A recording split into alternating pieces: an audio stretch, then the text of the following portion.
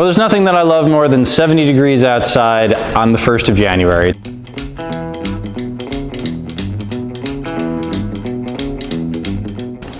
So one of the things that at least a couple of people have asked me as I do this is, hey, you're starting up this ranch, you don't have a truck, you don't have a pickup truck, all you have, the best you can do is an SUV. I have a 4Runner. And the 4Runner, don't get me wrong, the 4Runner is a fantastic SUV. It's not a pickup truck. But when you go to start up a ranch, at least from what I have been doing, a lot of people I've heard, and a lot of people I know, run out, buy a truck and a trailer, figuring first thing they're going to need is a truck and a trailer to haul stuff to and from their ranch. And they're not wrong. You will need to haul stuff to and from your ranch. However, if you've got a vehicle, if you've got an SUV, most SUVs out there have about a 5,000 pound, tow rating. Obviously check your SUV and, see what it is. But if you have something like that, you may not need to go out and buy a truck immediately or a trailer immediately. And so with me not owning a truck and trailer, I've had to, be a little bit more creative in planning, and I have learned to love the U-Haul trailer. And if you can't get access to, cheap rental trailers anywhere you are, then, certainly you're going to have to do something else and buy one. But if you can get access to a cheap rental trailer like a U-Haul, I think it's something around 40 bucks a day right now. And that's pretty great, considering the fact that if I was to buy a trailer that's equivalent to what that U-Haul trailer is, it would cost me at least $4,000, if not more. So I can use that trailer for 100 days before I get anywhere close to even paying for it. Over the course of the last year, I used a trailer for a grand total of about 7 to 9 days out of the year, which means I'm on track to take something like 10 years of rental trailer use before I would come close to paying for actually having a trailer.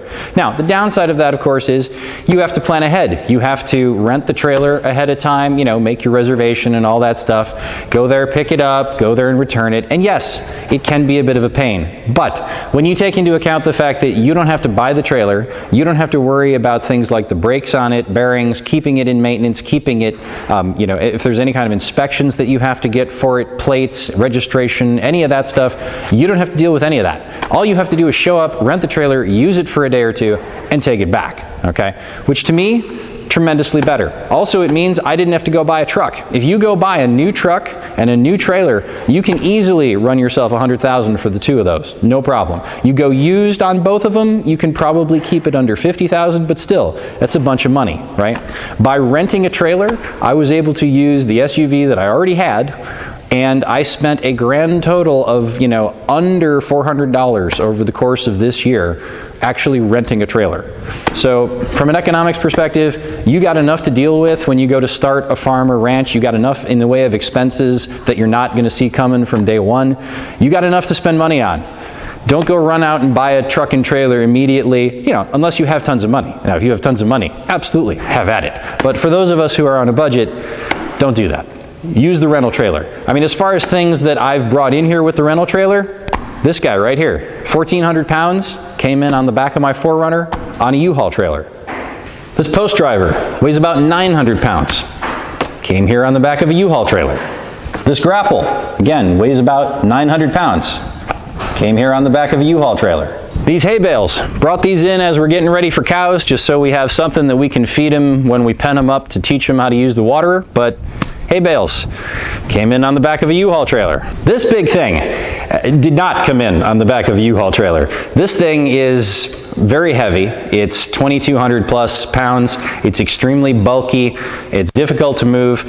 This one I paid for a guy with a flatbed to bring it because, yeah, it's just too painful to try to bring in on a trailer by yourself. So you will end up paying some people for delivery. I would say that over the course of the last year, again, not owning a truck and trailer big enough to move this kind of thing myself, I've probably paid a grand total of about $300 outside of, U-Haul trailer fees. I've paid a grand total of about $300 in fees for different companies to move stuff out here and deliver different things to the farm, whether it be fencing supplies or equipment like this or stuff. But again, still, you're talking about $700 over the course of a year versus spending, thousands for me to buy a truck and trailer. So again, from an economics perspective, totally totally worth it. Just rent the trailer. And I know that I'm not sponsored by U-Haul or anything like that. By the way, U-Haul, if you'd like to sponsor me, that'd be great because I use your trailers all the time. But I'm not sponsored by U-Haul or anybody, so don't particularly go to U-Haul. There's plenty of other companies that you can rent stuff with. Penske, I know Home Depot will rent trailers directly too. I'm sure Lowe's and other places will as well too. So just look around.